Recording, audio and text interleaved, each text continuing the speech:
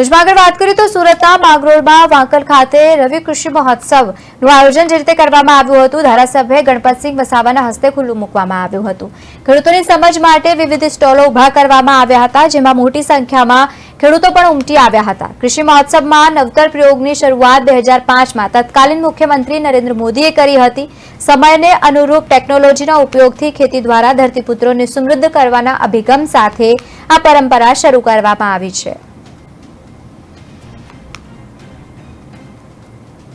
વાંકલ ગામે તાલુકા કક્ષાનો રવિ કૃષિ મેળાનું આયોજન કરવામાં આવેલ છે અને આજના આ કૃષિ મહોત્સવમાં માંગરોળ તાલુકાની અંદર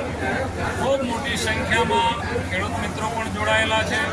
ચૂંટાયેલા પ્રતિનિધિઓ પણ જોડાયા છે, અધિકારી મિત્રો, વૈજ્ઞાનિક મિત્રો પણ અહીંયા ઉપસ્થિત રહ્યા છે અને લગભગ 91 લાખ રૂપિયાની સહાયના આજે મંજૂરી પત્ર અથવા ચેક વિતરણ પણ કરવામાં આવેલ છે। જે પ્રકારે કિસાનોની ચિંતા કરી રહ્યા છે અને આદરણીય વડાપ્રધાન શ્રી નરેન્દ્રભાઈ મોદી સાહેબનું જે સપનું હતું કે દેશના ખેડૂતોની આવક બમણી થાય, એ દિશામાં ગુજરાતની ભારતીય જનતા પાર્ટીની સરકાર કામ કરી રહી છે। ત્યારે માંગરોળ તાલુકાના